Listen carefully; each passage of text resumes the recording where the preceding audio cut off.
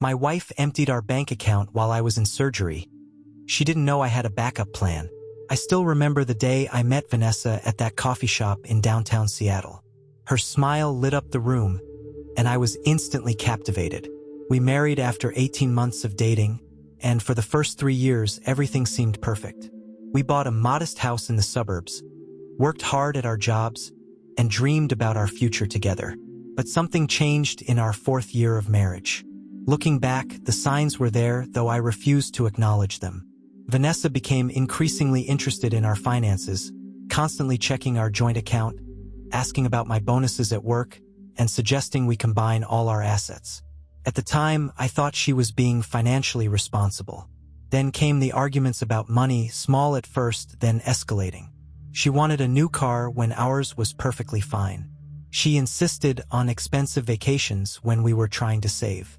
There was always something she needed that couldn't wait. "We work hard, James. We deserve to enjoy our money," she would say whenever I expressed concern about our spending habits. One evening, while paying bills, I noticed several large withdrawals from our joint account that I couldn't explain. When I asked Vanessa about them, her response was defensive. "Are you keeping tabs on me now? I bought some things for the house. Why are you being so controlling?" That night, lying awake beside her, I felt a knot forming in my stomach. Something didn't add up. The next day, I checked our credit card statements and discovered purchases at high-end stores I'd never heard of.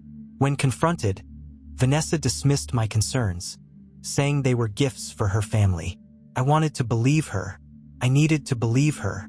But a voice inside kept whispering that something wasn't right.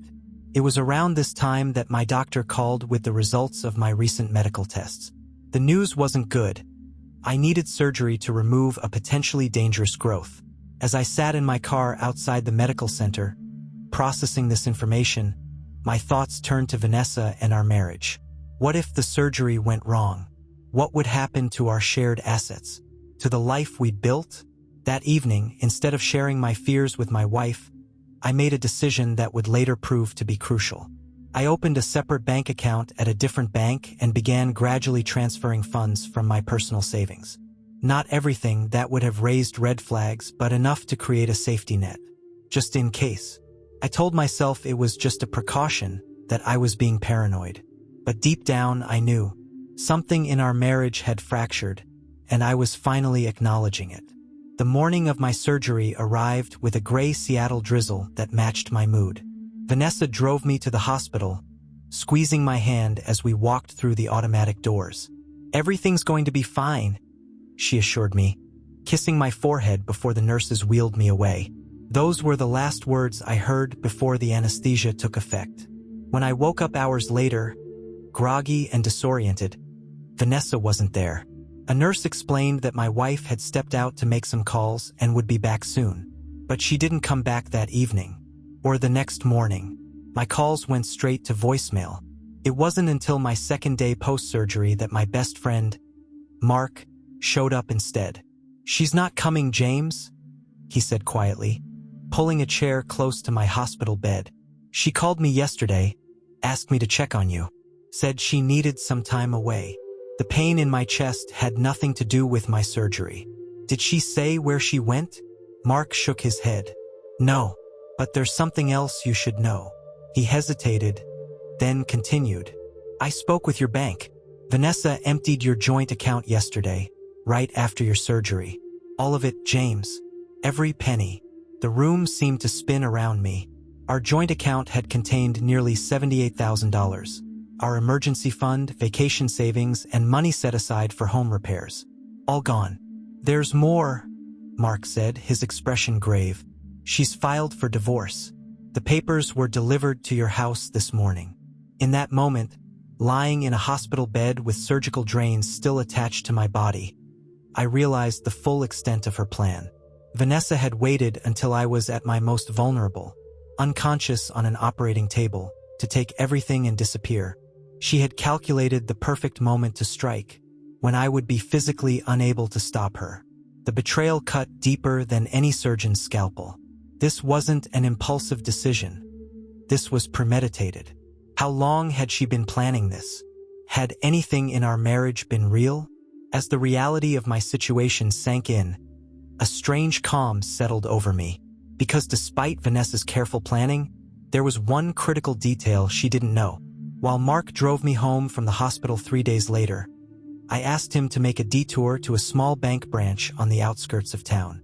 Confused but trusting, he waited in the car while I hobbled inside, still weak from surgery. The manager recognized me immediately. "Mr. Thompson, we weren't expecting you today, especially in your condition." "Special circumstances," I explained, lowering myself carefully into a chair across from her desk. "I need to confirm something."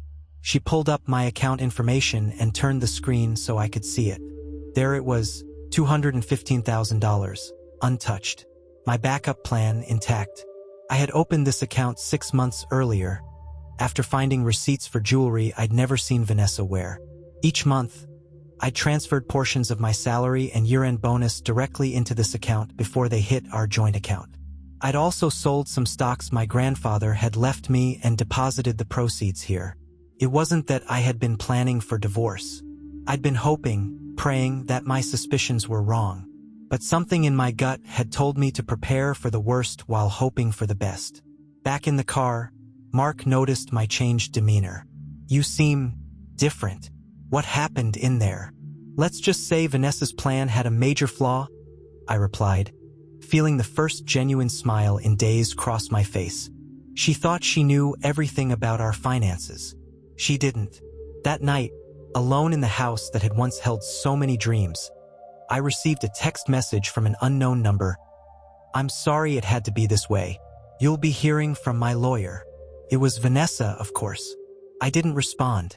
Instead, I called my own lawyer, an old college friend who specialized in divorce cases. I explained the situation, including Vanessa's emptying of our joint account during my surgery. "That's going to look very bad for her in court," he assured me. "Taking marital assets while your spouse is undergoing a medical procedure? No judge will look kindly on that." For the first time since waking up from surgery, I felt a sense of control returning. Vanessa had thought she was leaving me with nothing. No money, no warning, no dignity. She had calculated her betrayal to inflict maximum damage. But she had underestimated me, and that would be her undoing. 2 weeks later, I sat across from Vanessa and her lawyer in a downtown conference room. She wouldn't meet my eyes, staring instead at the polished table between us. She looked smaller somehow, less intimidating than the woman who had shared my bed for 5 years. Her lawyer spoke first, outlining their proposed settlement. They wanted the house, half of my retirement accounts, and a significant portion of my future earnings as alimony. When he finished, my lawyer smiled politely and slid a document across the table. "Before we discuss your proposal, there's the matter of the joint bank account that Mrs. Thompson emptied while my client was in surgery." Vanessa's head snapped up. "That was my money too." "Half of it was," my lawyer corrected. "And taking it the way you did, at the time you did, constitutes marital asset dissipation under state law. We'll be asking the court to order the full amount returned, plus damages." Her lawyer leaned in to whisper something in her ear. The color drained from her face. "Furthermore," my lawyer continued, "we have documentation of numerous purchases made by Mrs. Thompson over the past year that were hidden from my client. Designer clothing, jewelry, and deposits to a separate account we've recently discovered." He placed another document on the table, all of which will factor into the court's decision. Vanessa's composure cracked. "You can't prove any of that." I finally spoke, my voice steady. "I kept every receipt you tried to hide, Vanessa. Every credit card statement. Every suspicious withdrawal.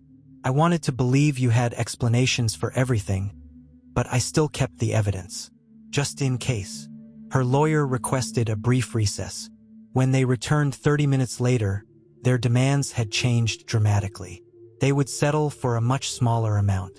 No alimony, no claim to the house. "And the money from our joint account?" I asked. "She'll return it," her lawyer stated flatly. "All of it."